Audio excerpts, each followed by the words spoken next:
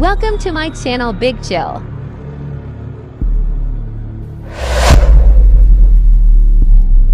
कहानी की शुरुआत में हम सन 1950 का समय देखते हैं, जहां पर मार्केट में एक चोर लोगों का पर्स चुरा रहा था। इस मार्केट में टिंटिन नाम का एक लड़का भी अपने डॉग के साथ मौजूद था, जो एक स्केच आर्टिस्ट से अपनी पेंटिंग बनवा रहा था। टिंटिन की नजर जब एक शो पर रखी हुई पुरानी पानी के जहाज के मॉडल पर जाती है तो उस जहाज के मॉडल को खरीद लेता है, क्योंकि टिंटिन को वो मॉडल पसंद आ गया था। पानी के जहाज का ये मॉडल 17वीं शताब्दी के एक फेमस जहाज यूनिकॉर्न का नकल था। इससे पहले कि टिंटिन उस जहाज के मॉडल के साथ वहां से जाता, वहां पर एक आदमी आ जाता है जो काफी डरा हुआ था और वो टिंटिन से उस जहाज के मॉडल को दोगुने दाम पर खरीदने का ऑफर देता है। टिंटिन उस जहाज के नमूने को बेचना नहीं चाहता था, इसीलिए उस आदमी को मॉडल बेचने से साफ साफ मना कर देता है। वो आदमी डरते हुए टिंटिन से कहता है कि वो लोग बहुत खतरनाक है, तुम्हारी जान को खतरा हो सकता है और तुम इससे दूर रहना। ये बोलकर वो आदमी वहाँ से चला जाता है और टिंटिन को कुछ भी समझ नहीं आता है कि आदमी किस बारे में बात कर रहा था।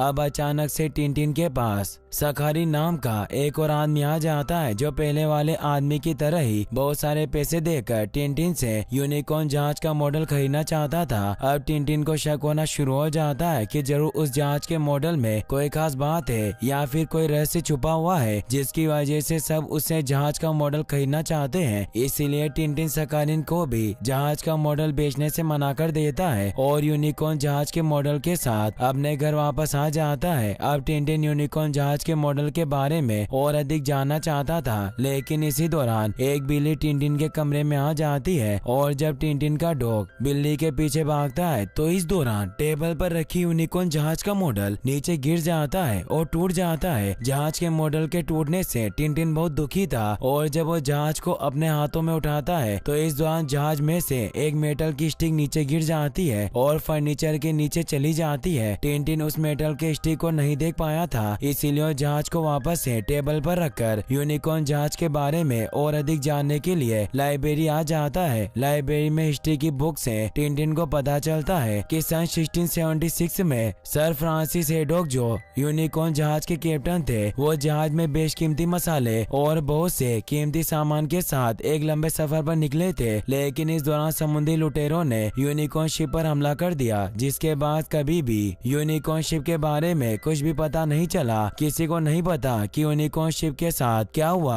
और कुछ लोगों का तो ये भी मानना था कि sir Francis haddock unicorn ship में खजाना ले जा रहे थे, जिसकी वजह से समुद्री लुटेरों ने उनके ऊपर हमला किया था। लेकिन किसी को पूरी तरह से कुछ नहीं पता कि सच्चाई क्या है। उस किताब में सर फ्रांसिस हेडॉक के मरने से पहले उनके आखिरी शब्द भी लिखे हुए थे, जिसमें उन्होंने कहा था कि एक सच्चा हेडॉक ही यूनिकॉर्न की सच्चाई को सुलझा सकता है। अब टिंटिन को समझ आ जाता है कि यूनिकॉर्न शिप का जो मॉडल उसके पास है वो किसी न किसी तरह से असली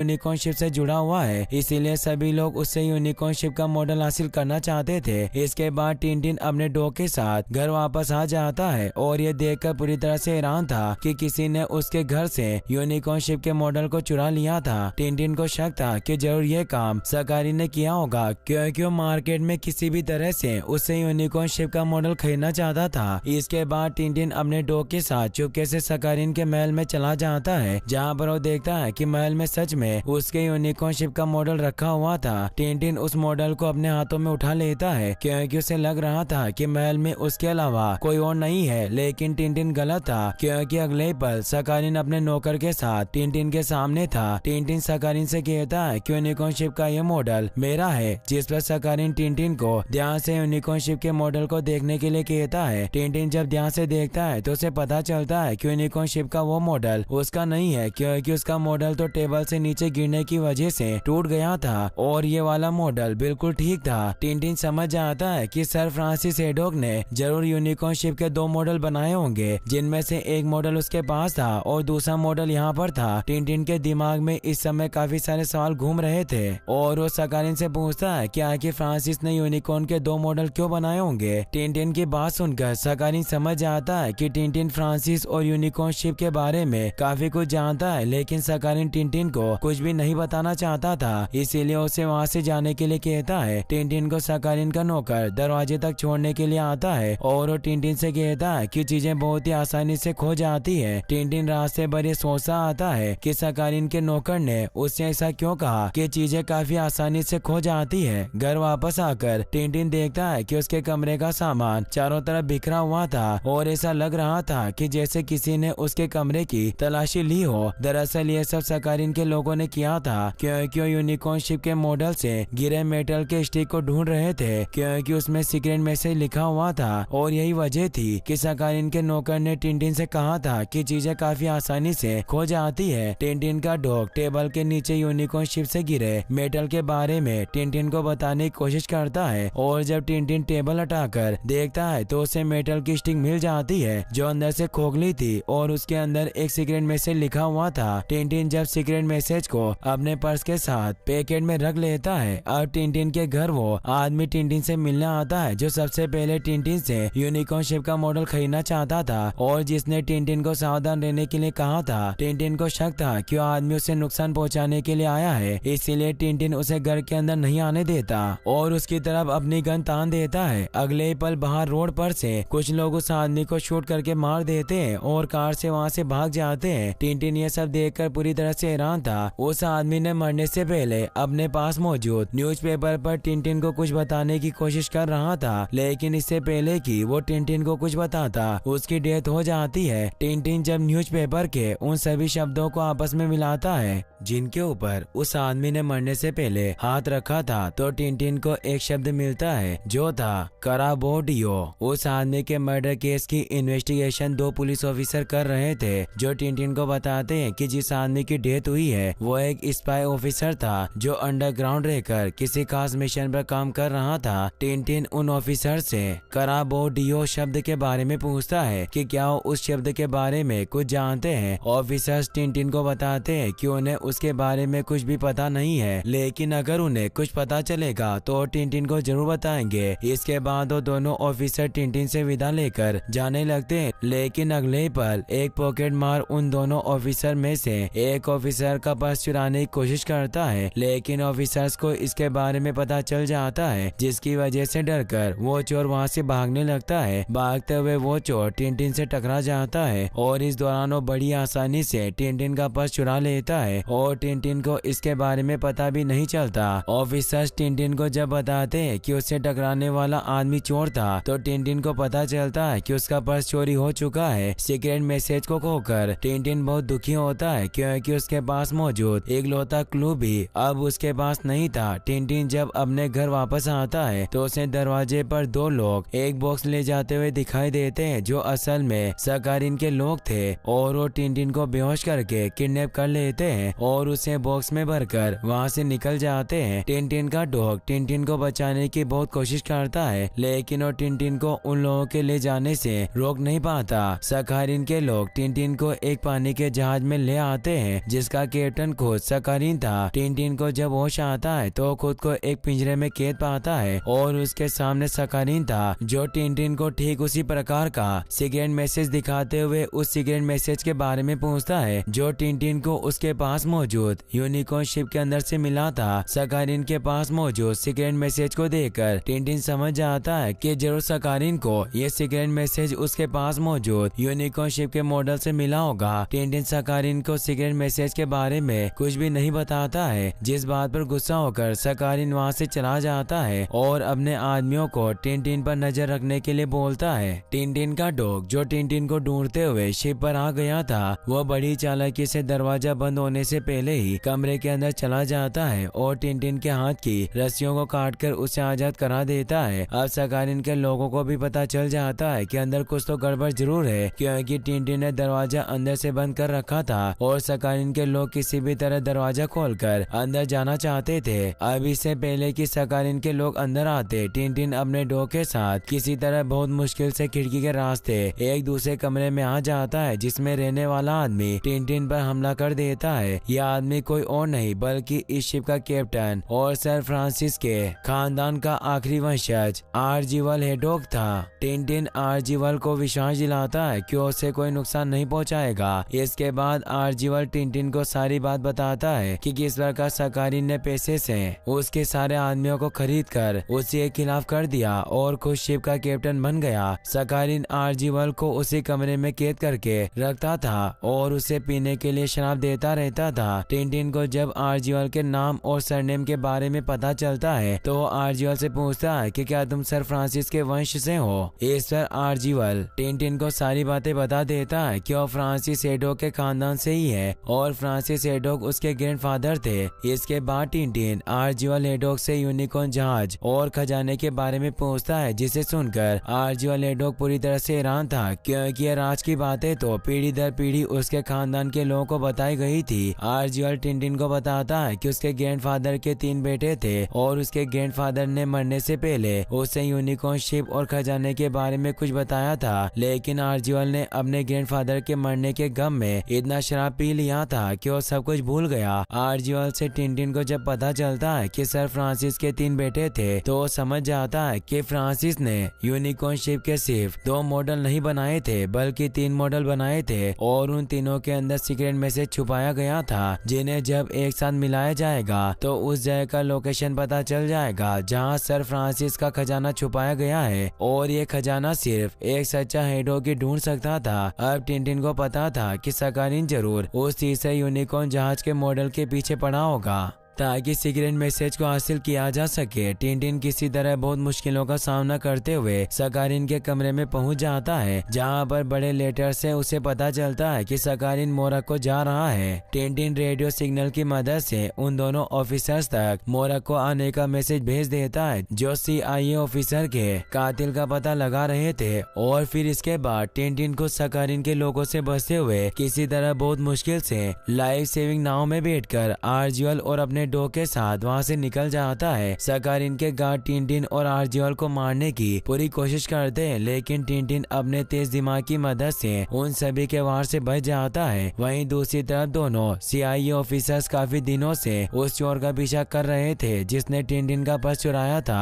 और फाइनली एक दिन वो उस चोर को पकड़ने में कामयाब हो जाते हैं और ये देखकर पूरी तरह से हैरान थे कि उस चोर ने लोगों के पर्स चुराकर अपने पूरे घर में सजा कर रखा था क्योंकि उसे पर्स कलेक्ट करने का शौक था। चोर के पास से ऑफिसर्स को टिनटिन का पर्स मिल जाता है जिसके अंदर यूनिकॉर्न जहाज में छुपा हुआ सीक्रेट मैसेज भी था जिसे टिनटिन ने ही पर्स में रखा था। अगले सीन में हम टिनटिन को देखते हैं जो जब लाइफ सेविंग बोट पर सो रहा होता है तो कैप्टन आर्जीवल नशे की हालत में बोट में आग लगा देते हैं जिससे बोट जलने लगती है और भी समुद्र में पलट जाती है। टिनटिन को कुछ भी समझ नहीं आ रहा था कि अब वो मोरक्को के बागार शहर तक सकारिन से पहले कैसे जाएंगे। अब अचानक से सकारिन के लोग एक प्लेन से वहां पर आ जाते हैं जो टिनटिन और आर्जीवाल को ही ढूंढ रहे थे, इसीलिए उनके ऊपर फायरिंग करना शुरू कर देते हैं। टिनटिन के पास जो गन थी उसमें सिर्फ एक ही बुलेट बची हुई थी, लेकिन टिनटिन किसी तरह उस बची हुई एक बुलेट से प्लेन पर शूट करके उसे नीचे पानी में गिरा देता है और फिर इसके बाद टिनटिन और आर्जीवाल सकारिन के गार्ड को बंदी बनाकर प्लेन को अपने कब्जे में ले लेते हैं। प्लेन में बैठकर टिनटिन और आर्जीवाल मोरक्को के लिए निकल पड़ते हैं और सकारिन के शिप को भी पीछे छोड़ देते हैं, लेकिन रास्ते में आने वाले एक विशालकाय तूफान में फंसने की वजह से उनकी शिप क्रैश हो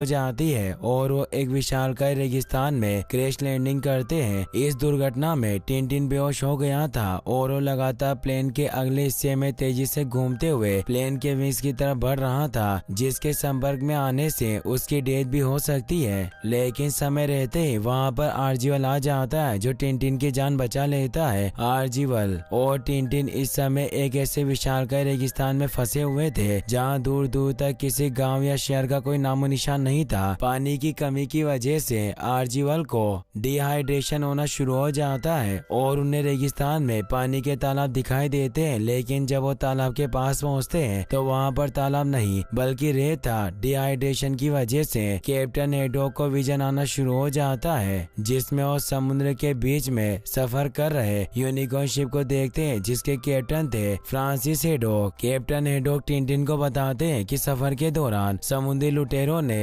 उनके ग्रैंडफादर सर फ्रांसिस हेडोक के शिप पर हमला कर दिया और चारों तरफ तबाही मचाना स्टार्ट कर दिया। सर फ्रांसिस अपने लोगों के साथ मिलकर बड़ी बहादुरी से समुद्री डाकुओं से लड़े और इतना बताते बताते कैप्टन हेडोक बेहोश हो जाते क्योंकि वो कई दिनों से भूखे प्यासे रेगिस्तान में फंसे हुए थे। अब धीरे धीरे रात हो जाती है और कैप्टन हेडोक टिनटिन के साथ बेहोशी के हालत में रेगिस्तान में फंसे हुए थे। रात में पास के शहर से कुछ सोल्जर वहां आते हैं जो टिनटिन और कैप्टन हेडोक को अपने साथ ले जाते हैं। सुबह जब कैप्टन हेडोक को होश आता है तो टिनटिन उनके सर फ्रांसिस के साथ घटी घटना के बारे में पूछता है। अब कैप्टन हेडोक को अपने ग्रैंडफादर यानी कि सर फ्रांसिस के द्वारा बताई गई सारी बातें याद आ गई थी और वो टिनटिन को बताता है कि सर फ्रांसिस के शिप के ऊपर जिन समुद्री लुटेरों ने हमला किया था उनका लीडर था रेड रेकम, जो फ्रांसिस के शिप में मौजूद खजाना लूटना चाहता था। रेड रेकम और सर फ्रांसिस के बीच में एक खतरनाक फाइट हुई जिसमें सर फ्रांसिस को हार माननी पड़ी क्योंकि वो खजाने के लिए अपने लोगों को मरते नहीं देखना चाहते थे। रेड रेकम ने सर फ्रांसिस से वादा किया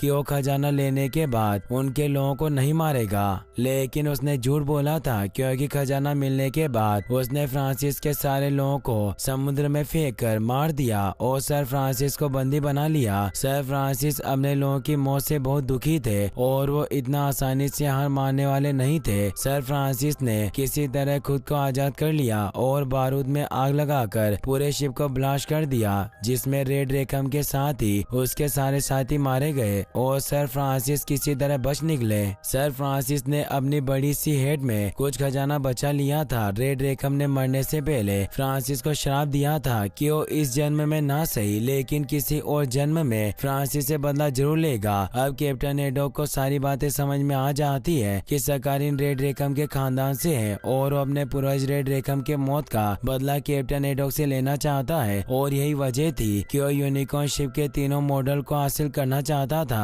ताकि सर फ्रांसिस द्वारा बचाए गए खजाने को भी हासिल कर सके। इसके बाद टिनटिन कैप्टन हेडोक के साथ उस सिटी में आ जाता है जहाँ के शाही फैमिली के पास यूनिकॉर्न शिप का तीसरा मॉडल था। सिटी में टिनटिन और कैप्टन हेडोक नोटिस करते हैं कि कोई उनका पीछा कर रहा है, लेकिन ये कोई और नहीं बल्कि वही दोनों ऑफिसर्स थे जिन्हें टिनटिन ने यहाँ आने का मैसेज भेजा था। वो ऑफिसर्स टिनटिन को उसका वॉलेट वापस कर देते हैं जिसमें यूनिकॉर्न शिप के पहले मॉडल के अंदर छुपा हुआ सीक्रेट मैसेज था। सीक्रेट मैसेज पाकर टिनटिन बहुत खुश था। अब इन्हें पता चलता है कि शाही फैमिली ने अपने महल में एक प्रोग्राम का आयोजन किया है, जिसके बाद टिनटिन भी कैप्टन हेडोक के साथ वेश बदलकर शाही फैमिली के प्रोग्राम में शामिल हो जाता है। इस प्रोग्राम में सकारिन भी आया था और अपने साथ एक फेमस सिंगर को लाया था जिसकी आवाज काफी ज्यादा तेज थी। दरअसल सकारिन को पहले से ही पता था कि शाही फैमिली ने यूनिकॉर्न शिप के तीसरे मॉडल को एक बुलेट प्रूफ ग्लास के अंदर बंद करके रखा है जिसे सिर्फ सिंगर के तेज आवाज की मदद से ही तोड़ा जा सकता है। यही वजह था कि सकारिन अपने साथ तेज आवाज वाली सिंगर को शाही फैमिली के प्रोग्राम में परफॉर्म करने के लिए लाया था ताकि बुलेट प्रूफ कांच के टूटते ही वो यूनिकॉर्न शिप के तीसरे मॉडल को हासिल कर सके। अब सकारिन के साथ आई सिंगर परफॉर्म करना शुरू करती है और उसकी तेज आवाज की वजह से देखते ही देखते बुलेट प्रूफ ग्लास टूट जाता है। सकारिन को इस समय का इंतजार था और जैसे बुलेट प्रूफ ग्लास टूटता है सकारिन अपने पेट ईगल को यूनिकॉर्न शिप के अंदर से सीक्रेट मैसेज लाने के लिए भेज देता है। बुलेट प्रूफ ग्लास टूटने से चारों तरफ अफरा तफरी का माहौल था और सकारिन गार्ड को झूठ बोल देता है कि टिनटिन और कैप्टन हेडोक यूनिकॉर्न जहाज को हासिल करने के लिए आए हैं, जिसकी वजह से गार्ड टिनटिन और कैप्टन हेडोक पर हमला करके उन्हें पकड़ने लगते हैं। सकारिन का पेट ईगल एक ट्रेंड ईगल था जो यूनिकॉर्न जहाज के मॉडल के अंदर मौजूद सीक्रेट मैसेज को मॉडल के अंदर से निकालकर सकारिन को दे देता है। सकारिन के गार्ड ने कैप्टन हेडोक पर हमला करके उनसे यूनिकॉर्न जहाज के पहले मॉडल के अंदर मौजूद सीक्रेट मैसेज पहले ही हासिल कर लिया था क्योंकि टिनटिन ने कैप्टन हेडोक को कुछ समय के लिए सीक्रेट मैसेज संभाल कर रखने के लिए दिया था, यानी कि अब सकारिन के पास तीनों सीक्रेट मैसेज थे। जिसके बाद वो अपनी कार में बैठकर वहां से निकल जाता है। टिनटिन कैप्टन हेडोक के साथ सकारिन का पीछा करता है। उनके बीच में एक लंबी रेस और फाइट होती है और इस दौरान टिनटिन बड़ी चालाकी से सकारिन से तीनों सीक्रेट पर्चियां हासिल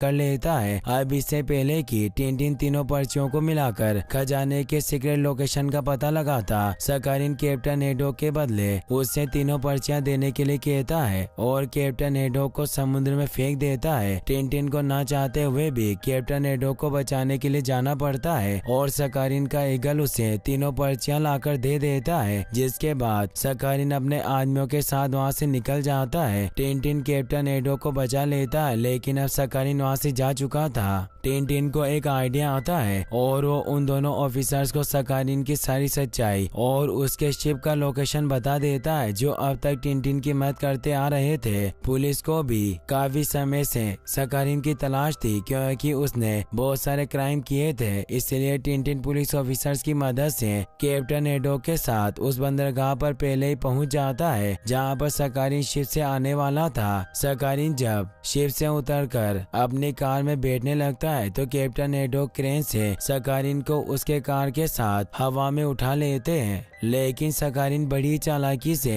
एक दूसरी क्रेन में कूद जाता है और कैप्टन हेडोक पर हमला करना स्टार्ट कर देता है। कैप्टन हेडोक और सकारिन के बीच में एक खतरनाक फाइट होती है और जब सकारिन हारने लगता है तो उन सारे सीक्रेट क्लू को जलाने की कोशिश करता है, जो सर फ्रांसिस के खजाने तक पहुंचने का मैप था, ताकि सकारिन सर फ्रांसिस को झूठा साबित कर सके कि एक हेडोक उनके खजाने को ढूंढ सकता है। अब इससे पहले कि सकारिन तीनों क्लू को जलाता, टिनटिन बड़ी चालाकी से सकारिन से तीनों क्लू हासिल कर लेता है और फिर इसके बाद सकारिन को गिरफ्तार कर लिया जाता है। अब क्योंकि टिनटिन के पास तीनों सीक्रेट क्लू थे, इसीलिए उन तीनों को आपस में जोड़ने से टिनटिन को पता चल जाता है कि सर फ्रांसिस ने अपना खजाना और कहीं नहीं बल्कि अपने पुराने महल में छिपा रखा है, जिसे अब तक सकारिन ने कैप्टन हेडोक को धोखा देकर कब्जा कर रखा था। टिनटिन और कैप्टन हेडोक फैमिली के शाही महल में पहुंचकर सर फ्रांसिस का खजाना ढूंढने लगते हैं और काफी देर तक ढूंढने के बाद वो दोनों तहखाने में आ जाते हैं, जहां पर वर्ल्ड मैप का एक पुराना ग्लोब था। कैप्टन हेडोक ग्लोब पर मौजूद एक आइलैंड को देखकर बताते हैं कि आइलैंड यहाँ पर नहीं है, क्योंकि मैं इस जगह से कई बार सफर कर चुका हूँ। कैप्टन की बात सुनकर टिनटिन समझ जाता है कि फ्रांसिस का खजाना ढूंढने का